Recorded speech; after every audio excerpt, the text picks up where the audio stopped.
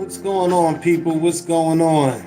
It's your boy JoBar, Eliezer, Qandu. God adds to the one who encourages, and I can do anything because my Father is with me. AKA WiseDuality. I'm the spark that sets the world on fire. Meaning you. Set you on fire. To seek out your Father, to reconnect to your Father, to the collective, to Source, to God, to Yahweh, to Allah, to the source of life, to the breath of life, to the eternal energy, right? To spark you, to spark fire and passion in you outside of what the world dictates. Working, paying bills, stressing, all of these things. That's not living, right? That's death. So I was just listening to some music, and there was like a crease, a fold in my Bible.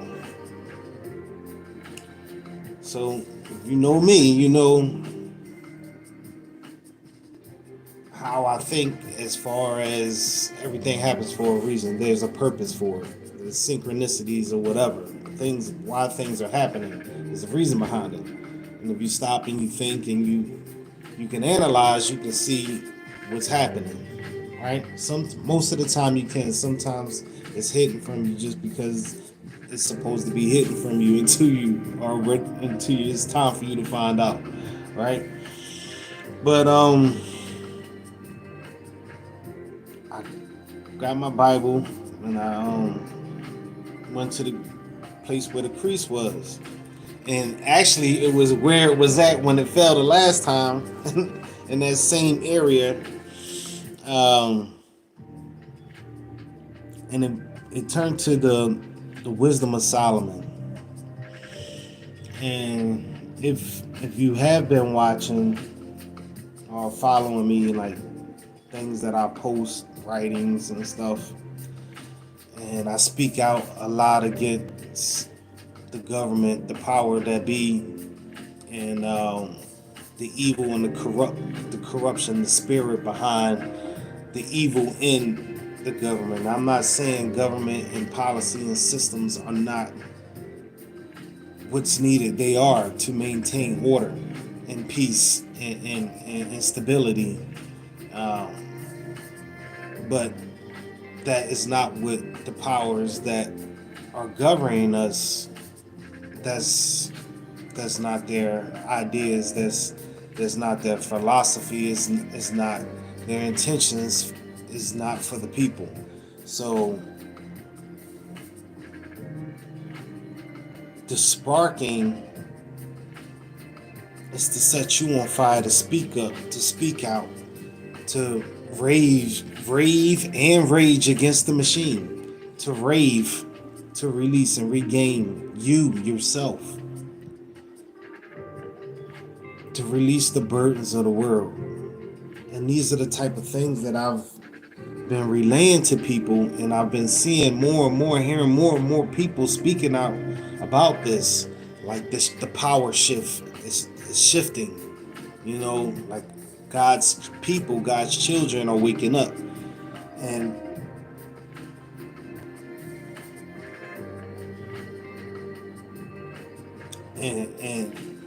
this book, The Wisdom of Solomon, I've done it.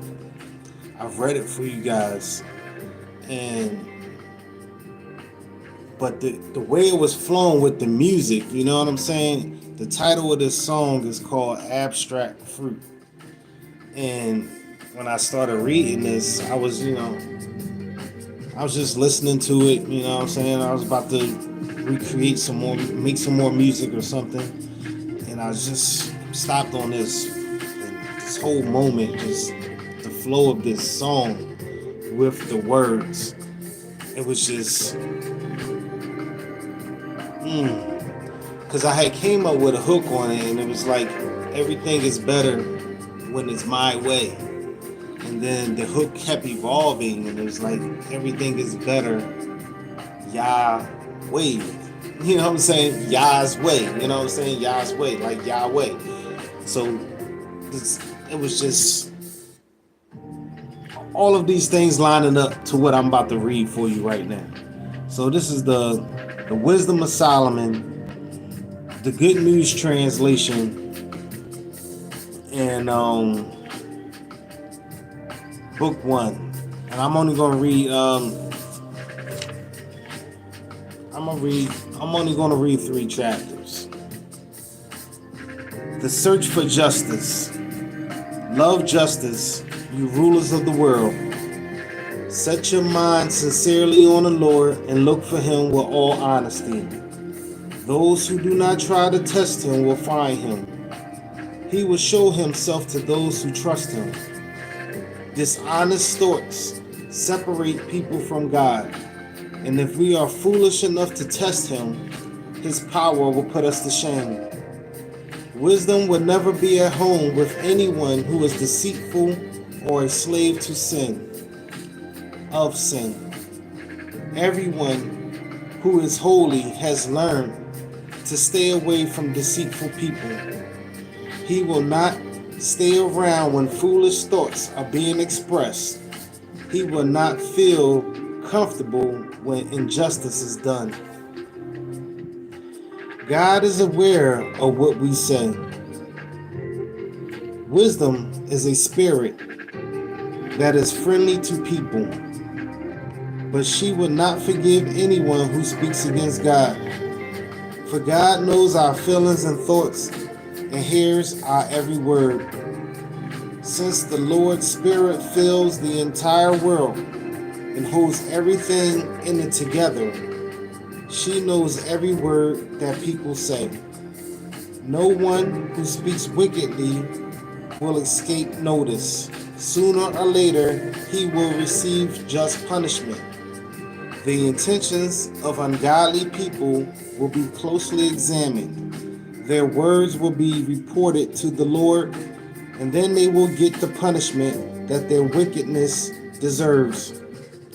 God will tolerate no challenge, and since he hears everything, you cannot hide your complaining from him. So be sure that you do not go around complaining. It does no good. And don't engage in bitter talk. The most secret things you say will have their consequences, and lying will destroy your soul. God did not create death. Do not bring on your own death by sinful actions. God did not invent death, and when living creatures die, it gives him no pleasure. He created everything so that it might continue to exist, and everything he created is wholesome and good. There is no deadly poison in them. No, death does not rule this world. For God's justice does not die. Ungodly people have brought death on themselves by the things they have said and done. They yearn for death as if it were a lover. They have gone into partnership with death, and it is just what they deserve. Chapter 2. Wicked thinking. Wicked people are wrong when they say to themselves, our life is short and full of sorrow, and when its end comes, there is no escape. Our life is short and full of sorrow, and when its end comes, there is no escape. No one has ever been known to come back from the world of the dead. We were born by chance, and after life is over, we will be as if we had never been born at all. Our breath is no more than a puff of smoke. Our mind is nothing more than a spark thrown off by the beating of our heart. When that spark dies, our body will crumble into ashes, and our breath will become part of the empty air. In time, no one will remember anything we ever did, and even our names will be forgotten. Our lives will pass away like the traces of clouds and vanish like fog into the heat of the sun. Our time on earth is like a passing shadow. There is no escape from the day of our death. It is fixed and no one can postpone it. The wicked say, "Come, come then. Let's enjoy the good things of life." Come on then. The wicked say, "Come on then. Let's enjoy the good things of life and live in this world the way we did when we were young and free of care. Let's drink the most expensive wines and use the finest perfumes. Let's not miss a single flower in the springtime. Before the roses wither, let's put them and wear them in our hair. Let's all join in and leave signs everywhere of our carefree revelry. Life owes us that much. We'll oppress the poor, even if they are righteous. We'll show no respect for widows or old people. We'll call ourselves right if we are strong enough to get what we want. No one ever got anywhere by being weak. Righteous people are nothing but a nuisance. So let's look for chances to get rid of them. They are against what we do. They accuse us of breaking the law of Moses and violating the traditions of our ancestors. They claim to know God and they call themselves the Lord's children. We can't stand the sight of people like that. What they are contradicts our whole way of thinking. They are not like other people. They have strange ways. They think that our moral standards are so corrupt that everything we do should be avoided. They boast of having God for their Father and believing that when all is said and done, only the righteous will be happy.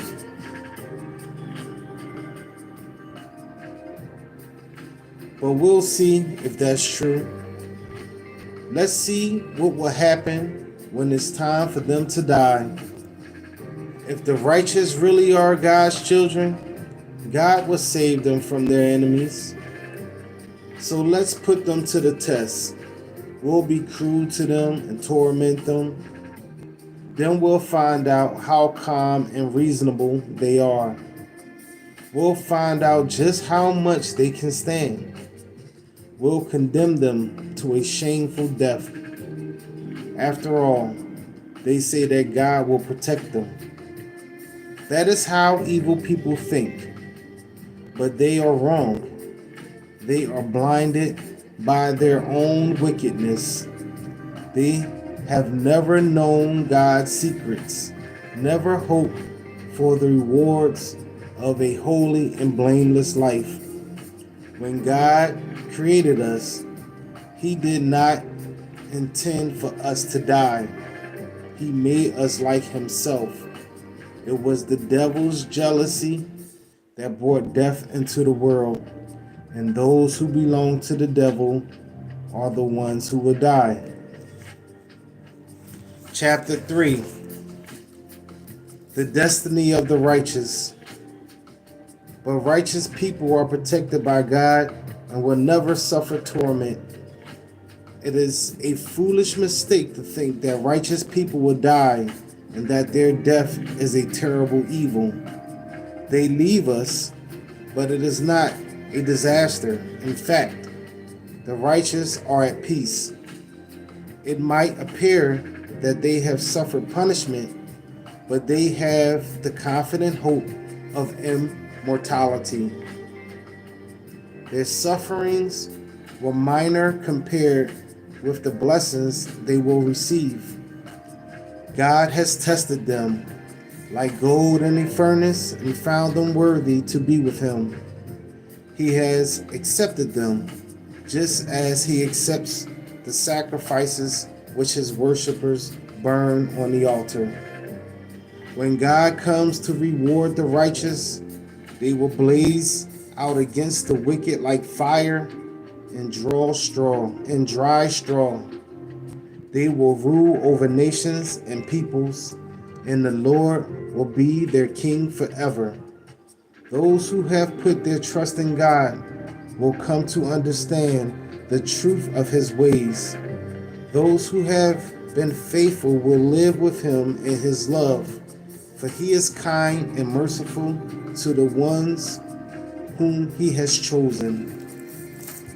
The destiny of the wicked. The ungodly, however, will get the punishment their wicked thoughts deserve, because they rebelled against the Lord and ignored what was right. A man who has no use for wisdom or education has a miserable life in store for him. He has nothing to hope for. His labors are useless, and he will never accomplish anything worthwhile. The woman he marries will turn out to be irresponsible, and his children will go wrong. All his descendants will be under a curse. The importance of virtue. On Judgment Day, God will reward the woman who has been able to have a child, provided she has not been guilty of adultery. Then she will be happy. On that day, even the man who has been castrated will be rewarded with happiness if he has kept the law and has not stored up resentment against the Lord.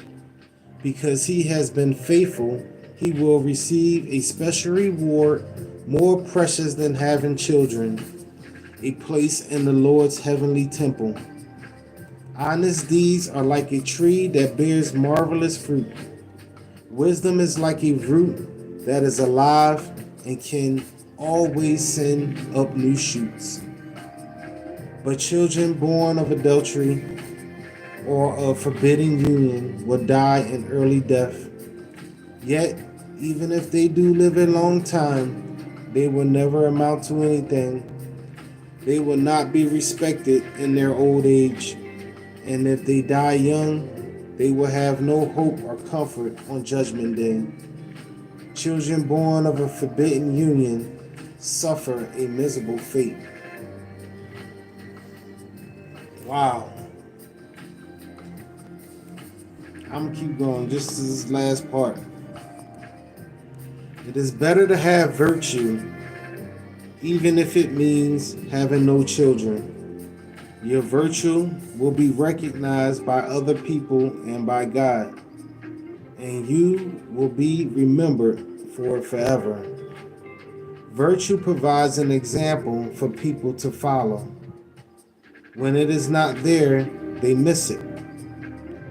It has always been the finest prize a person can win, and it always will be so. It is the noblest of all the good qualities a person can have. No matter how many children are born of a forbidden union, none of them will ever amount to anything. They are illegitimate. They can never lay a firm foundation for themselves, never take deep root. Like trees with shallow roots, they put out leaves for a while, but they sway in the wind and storms uproot them. Their branches snap off before they mature. Their fruit never ripens, and it is good for nothing. On Judgment Day, children born of a forbidden union will testify to the sin of their parents and act as witnesses against them. Righteous people, however, will find rest even if they die young. We honor old age, but not just because a person has lived a long time. Wisdom and righteousness are signs of the maturity that should come with old age.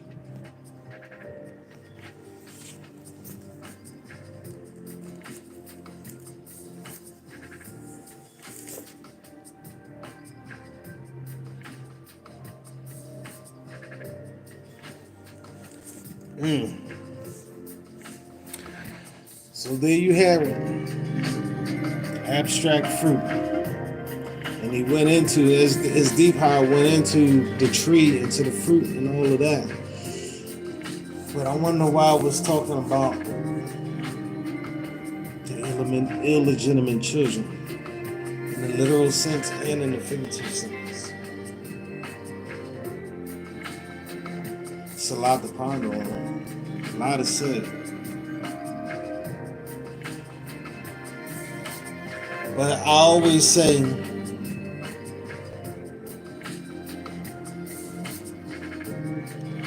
that scripture brings light, it brings joy, it's a encouraging message. There's so many Jews that was in there about if you are a child of God, you're immortal.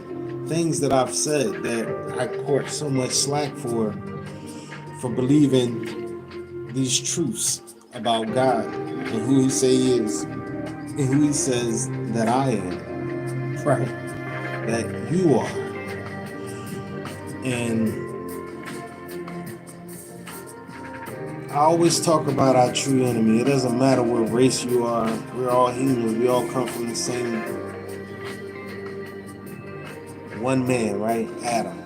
From the same dirt, from the same breath of life, right? But it is those who choose to be wicked. Those are our true enemies. The wicked. That's who we, as children of the Most High Yahweh, have sent us to fight against, to destroy, to wipe out our true enemy. Those that are evil. Those that prevent us from reconnecting with our Creator, the source of life. And the system that we're in, this is not of God. I mean, everything is distracted to keep you from God. It's all a distraction. Why don't we have a national prayer time? Why don't we have national prayer?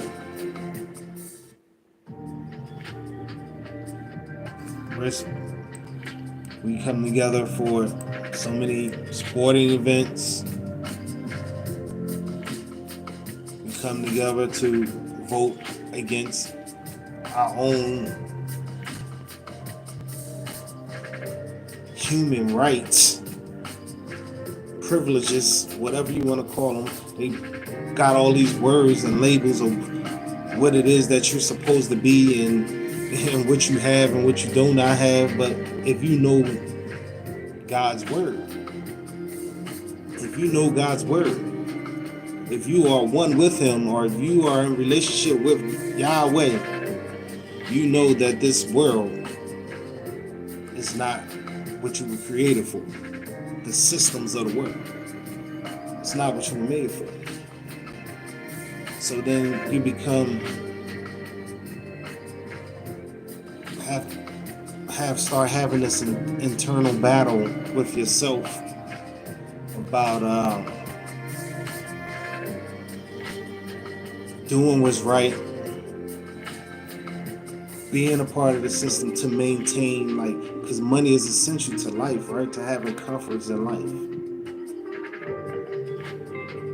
having to go to work. You know what I'm saying? All of these things are essential to this way of life to maintain in this world, and especially in the country, in the United States, right?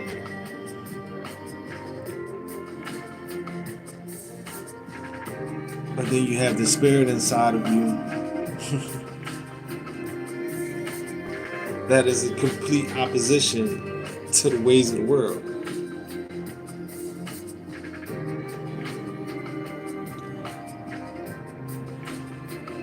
I just wonder why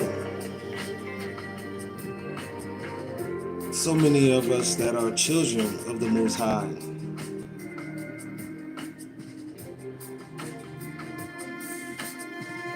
are not in positions of power to cast out our true enemy, to unmask them, to expose them.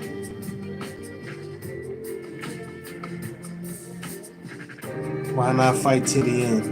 And those that do step up, they're quickly silenced.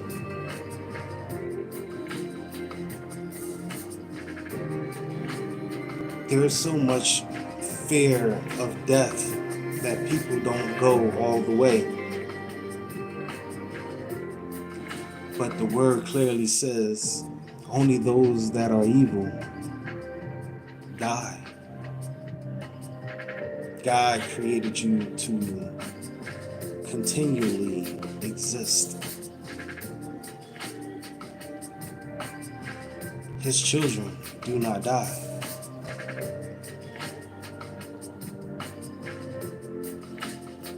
So why not use that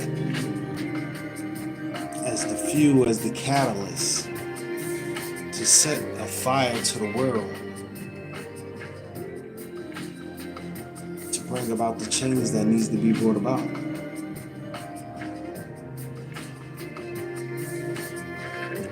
So as WiseDuality, the spark that sets the world on fire, that's what I've been doing. I speak out vocally, through text, through my videos, through my responses to comments, to videos and things that I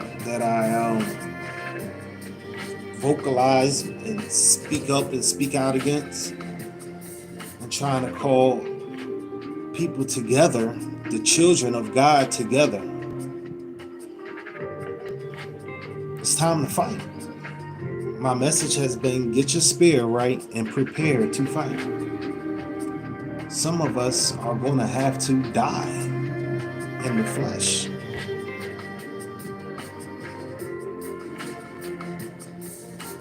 And some of us aren't.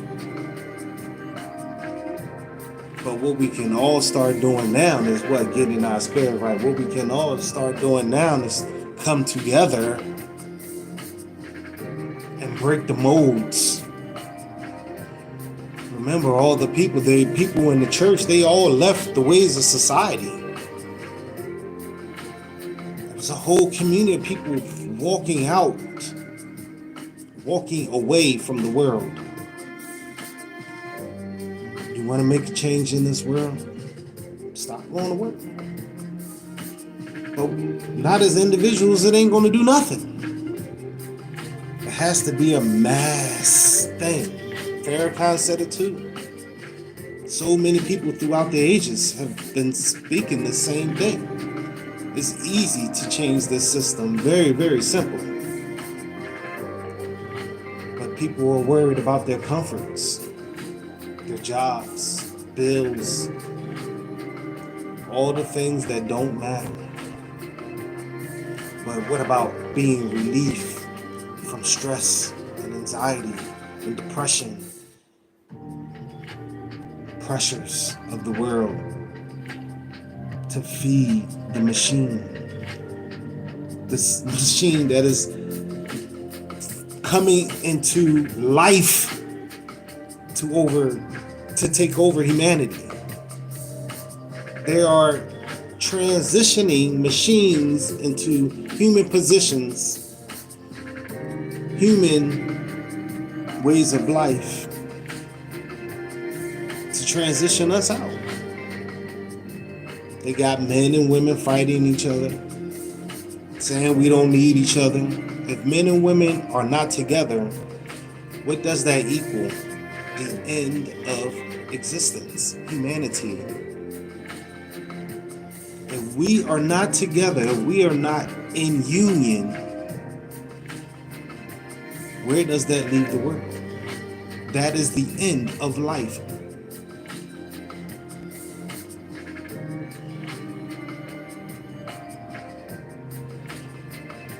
We are not fighting against each other. That's not our real fight. The real fight is the spirit world. And evil and wickedness is winning. Satan, Lucifer, the Antichrist, whatever. The opposition, the darkness is winning in the world. So it may seem. Because they got your mind. They have your heart. They have your heart. And where's your heart? On your money. On your money. Right? You wake up, you go to work, you come home, you go to sleep, you wake up, you go to work, you come home, you go to sleep. Why? Is that living? That's what you was born into? That's the human way, huh? That's life. That's why all of these beautiful things around you, take away all the concrete, all the man-made things, and the world is beautiful. It was made for you to thrive. Without currency, plentiful for everybody without currency. Who are these people that decided to take control and says this cost, this cost, this cost, and I am the one that you should pay the cost to? Who established this? Only the evil. Those are not the concerns of the righteous. They have never been.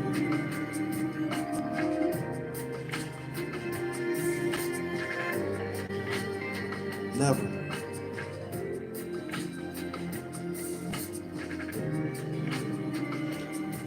And now what?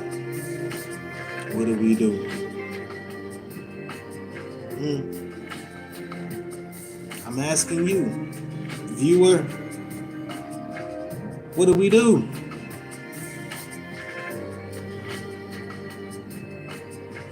I've been having this message, screaming this message for almost 3 years. Before I ever got on social media or whatever, I was screaming this message for years before that. And now I start to see more and more. It's like a confirmation from, if anything, I ain't getting nothing from nobody else. None of my contact, none of my rhetoric, none of my thoughts, my views, any of it is from anyone else but myself, from the spirit, from the source. We all have the same message because we all have the same source. It's all coming from the same place. Every one of us, every human has access to it. You choose. You choose if you want to know. And then once you know, then you got to choose what are you going to do with the knowledge.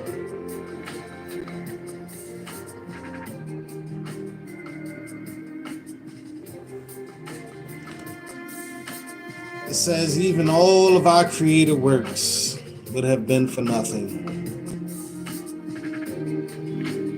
All the things that we take such pride in, man-made things,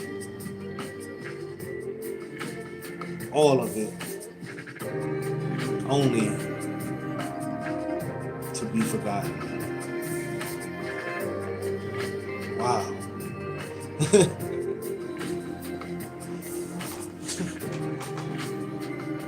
I mean, do you know how humbling that statement is that everything that we do as humans is just will all be forgotten. It doesn't matter what we do, how great we think it is, it will be forgotten.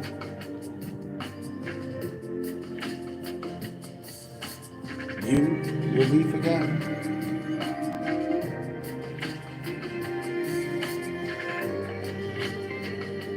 Why is it man's way to try to make our names live forever? Is that a way to live forever? Is that what drives us and motivates us to do the things that we do? To out-accomplish one another to the detriment of others and even to our own soul?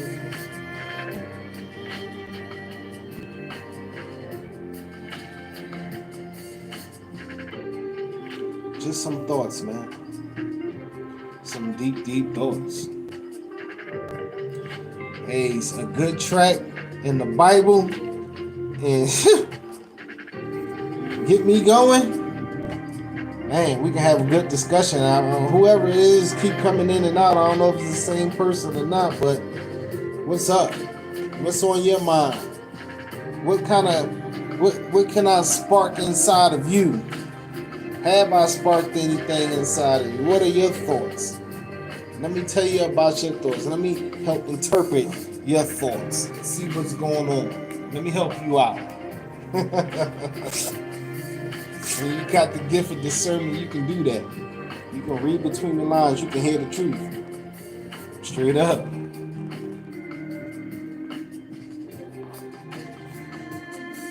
can hear it. You can see it. You can read it. Read the energy. But I just wanted to share that. That's what I've been thinking. Some of the thoughts that I've been thinking, and it's just summed up. I said it before. It's like God is moving, and something is about to be revealed, manifested, revealed. Change is coming. Change.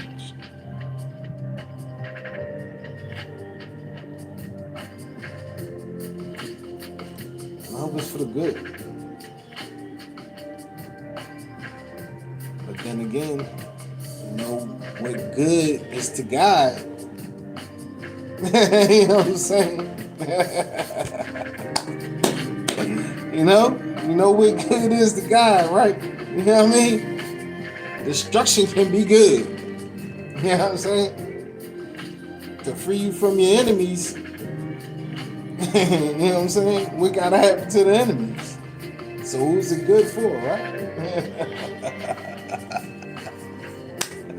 Because your enemies are his enemies if you are his children. So you think about that. It's your boy WiseDuality, and I'm going to leave you with the question that I will always leave you with. Where is the love, especially between the woman and the man? And what are you willing to do to fix it, to heal it, to reconnect it, to establish it, to be loved, to give love, and receive love? How deep is that? Are you ready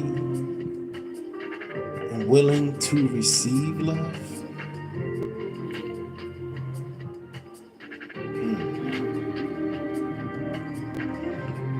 So that's the end of that. Y'all have a good day. Thank you, viewers, for in and out. Even if you watch 10 seconds, I appreciate you. Shalom, shalom, shalom. Peace.